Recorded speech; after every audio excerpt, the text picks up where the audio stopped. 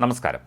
കരുവന്നൂരിൽ മാത്രമല്ല CPM-ന് എല്ലാ ജില്ലകളിലും രഹസ്യ അക്കൗണ്ടുകൾ ഉണ്ടെന്ന് വയനാട്ടിലെ NDA സ്ഥാനാർത്ഥിയും BJP സംസ്ഥാന അധ്യക്ഷനുമായ K. സുരേന്ദ്രൻ ആരോപിച്ചു. നോട്ട് നിരോധന സമയത്ത് സമാഹരിച്ച പണമെല്ലാം അവർ സഹകരണ ബാങ്കുകളിലാണ് നിക്ഷേപിച്ചത്.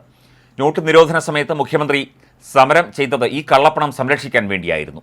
സഹകരണ ബാങ്കുകളിൽ നിക്ഷേപിച്ച കള്ളപ്പണം വീണ്ടെടുത്ത് പണം നഷ്ടമായവർക്ക് നൽകുമെന്ന് പ്രധാനമന്ത്രി പറഞ്ഞിരുന്നു. കോൺഗ്രസ് CPM തീവട്ടിക്കൊള്ളയ്ക്ക് ഇരയായവർക്കൊപ്പമാണ് കേന്ദ്ര സർക്കാരും BJP-യും. വയനാട് ജില്ലയിൽ പുൽപ്പള്ളി സഹകരണ ബാങ്കിലും അഴിമതി നടന്നുവെന്നും K. സുരേന്ദ്രൻ ചൂണ്ടിക്കാട്ടി. കോൺഗ്രസാണ് ഇതിന് പിന്നിൽ. CPM-ഉം കോൺഗ്രസും നടത്തിയ സഹകരണ കൊള്ളയെല്ലാം പുറത്തു കൊണ്ടുവരുമെന്നും അദ്ദേഹം പറഞ്ഞു.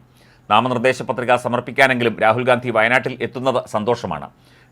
D. രാജയും രാഹുൽ ഗാന്ധിയും കെട്ടിപ്പിടിക്കുന്ന ചിത്രമാണ് ഇന്നത്തെ പത്രത്തിൽ ഉള്ളത്.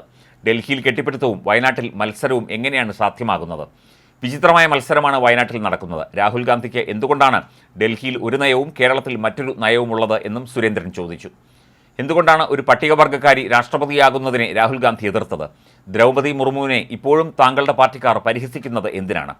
അഴിമതി കേസിൽ മുഖ്യമന്ത്രി പിണറായി വിജയനും മകൾക്കും എതിരായ ED അന്വേഷണത്തിൽ പ്രതിഷേധിച്ച് ഇവിടെ റാലി നടത്താൻ രാഹുൽ ഗാന്ധി തയ്യാറാകുമോ? കെജ്രിവാളിന് വേണ്ടി പ്രതിഷേധിച്ചതുപോലെ പിണറായി വിജയനും വീണയ്ക്കുമെതിരായി ED വന്നാൽ കോൺഗ്രസ് പ്രതികരിക്കുമോ എന്നും K. സുരേന്ദ്രൻ ചോദിച്ചു. വയനാട്ടിലുള്ള രാമഭക്തർ ചോദിക്കുന്നത് എന്തുകൊണ്ടാണ് രാഹുൽ ഗാന്ധി അയോധ്യയിൽ മാത്രം പോകാത്തത് എന്നാണ്. രാഹുൽ ഗാന്ധിയുടെ മതേതരത്വം വൺ സൈഡഡ് അല്ലെങ്കിൽ അദ്ദേഹം അയോധ്യയിലെ രാമക്ഷേത്രത്തിലും പോകുമെന്നും സുരേന്ദ്രൻ പറഞ്ഞു. അതേസമയം കരുവന്നൂർ സഹകരണ ബാങ്ക് തട്ടിപ്പ് കേസിൽ നിർണായക നീക്കവുമായി എൻഫോഴ്സ്മെന്റ് ഡയറക്ടറേറ്റ് നേരത്തെ രംഗത്ത് വന്നിരുന്നു. ബാങ്കിൽ ED കണ്ടെത്തിയ CPM-ന്റെ 5 രഹസ്യ അക്കൗണ്ടുകളുടെ വിവരങ്ങൾ തെരഞ്ഞെടുപ്പ് കമ്മീഷന് കൈമാറി. ഒപ്പം ധനമന്ത്രാലയത്തിനും RBIക്കും വിവരങ്ങൾ ED കൈമാറിയിട്ടുണ്ട്.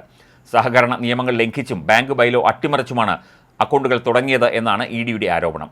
ഭൂമി ഇടപാടുകളിലെ തുക നിക്ഷേപിക്കാനും ബിനാമി വായ്പകൾക്കുള്ള പണം വിതരണം ചെയ്യാനും അക്കൗണ്ടുകൾ ഉപയോഗിച്ചു. ഓഡിറ്റ് വിവരങ്ങളിൽ നിന്ന് മറച്ചുവെച്ചെന്നും ഇക്കാര്യം ഗൗരവമായി പരിഗണിക്കണമെന്നും ED ആവശ്യപ്പെട്ടിട്ടുണ്ട്. തൃശൂർ ജില്ലയിലെ വിവിധ സഹകരണ ബാങ്കുകളിലുള്ള പാർട്ടിയുടെ 25 അക്കൗണ്ട് വിവരങ്ങൾ CPM-ന്റെ വാർഷിക ഓഡിറ്റ് സ്റ്റേറ്റ്മെന്റിൽ വെളിപ്പെടുത്തിയിട്ടില്ലെന്നും തെരഞ്ഞെടുപ്പ് കമ്മീഷന് കൈമാറിയ കത്തിൽ ED ആരോപിക്കുന്നു. ജനുവരി 16-ന് തെരഞ്ഞെടുപ്പ് കമ്മീഷൻ അയച്ച കത്തിലാണ് കരുവന്നൂർ സഹകരണ ബാങ്കിലെ 5 രഹസ്യ അക്കൗണ്ടുകളെ സംബന്ധിച്ച് ED വിശദീകരിച്ചിരിക്കുന്നത്. നിയമവിരുദ്ധമായിട്ടാണ് ഈ അക്കൗണ്ടുകൾ ആരംഭിച്ചത് എന്നാണ് EDയുടെ ആരോപണം. കേരള സഹകരണ സൊസൈറ്റിയുടെ നിയമവും ചട്ടങ്ങളും പ്രകാരം അക്കൗണ്ടുകൾ തുറക്കണമെങ്കിൽ സൊസൈറ്റിയിൽ അംഗത്വം എടുക്കണം. എന്നാൽ CPM കരുവന്നൂർ സൊസൈറ്റിയിൽ അംഗത്വം എടുത്തിട്ടില്ല എന്നാണ് EDയുടെ കണ്ടെത്തൽ. അതേസമയം കരുവന്നൂരിൽ EDയെ വെല്ലുവിളിച്ച് CPM നേരത്തെ രംഗത്ത് വന്നിരുന്നു. EDയെ കാണിച്ച് ഭയപ്പെടുത്തേണ്ട എന്ന് പാർട്ടി സംസ്ഥാന സെക്രട്ടറി MV ഗോവിന്ദൻ വ്യക്തമാക്കി. CPM-ന് ഒരു രഹസ്യ അക്കൗണ്ടുമില്ല. ഇതേ ചൊല്ലി CPM-ന് ഒരു ഭയവുമില്ലെന്നും കള്ളത്തരം പ്രചരിപ്പിച്ച് കെജ്രിവാളിനെ പോലെയുള്ളവരെ അറസ്റ്റ് ചെയ്യുന്ന EDക്കും കേന്ദ്ര സർക്കാരിനും ആരെയാണ് അറസ്റ്റ് ചെയ്യാൻ പറ്റാത്തത് എന്നും MV ഗോവിന്ദൻ പറഞ്ഞു. കരുവന്നൂർ ബാങ്കുമായി CPM-നെ കൂട്ടിക്കെട്ടാൻ മോദി തന്നെ പദ്ധതി തയ്യാറാക്കുകയാണെന്നും MV ഗോവിന്ദൻ കുറ്റപ്പെടുത്തി. ഭയപ്പെടുത്തേണ്ടതില്ലെന്നും തങ്ങൾക്ക് ഭയത്തിൻ്റെ ആവശ്യമില്ലെന്നും അദ്ദേഹം പറഞ്ഞു. ഗുണ്ടാപിരിവിന് കൂട്ടുനിൽക്കുന്നവരല്ലേ ED എന്നും ഗോവിന്ദൻ ചോദിച്ചു. കേസിൻ്റെ ഭാഗമാകുമ്പോഴേക്കും അവരിൽ നിന്ന് BJP ഫണ്ട് വാങ്ങിയില്ലേ? 9,000-ഓളം കോടിയല്ലേ വാങ്ങിയത്? BJP അതിൻ്റെ കണക്ക് നൽകട്ടെ എന്നും MV ഗോവിന്ദൻ പറഞ്ഞു. CPM ആരിൽ നിന്നും രഹസ്യ ഫണ്ട് വാങ്ങിയിട്ടില്ല, എല്ലാം പരസ്യമാണ്. അത് കൃത്യമായി തെരഞ്ഞെടുപ്പ് കമ്മീഷന് കൊടുക്കുന്നുണ്ടെന്നും അദ്ദേഹം പറഞ്ഞു.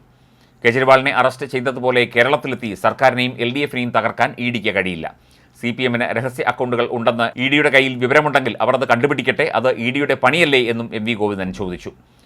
അതേസമയം CPM-ന്റെ ലോക്സഭാ തെരഞ്ഞെടുപ്പ് പ്രകടന പത്രിക ഈ വ്യാഴാഴ്ച പുറത്തിറക്കും. ഉച്ചയ്ക്ക് 3:30-ക്ക് AKG ഭവനിൽ വെച്ചാണ് പ്രകടന പത്രിക പുറത്തിറക്കുന്നത്.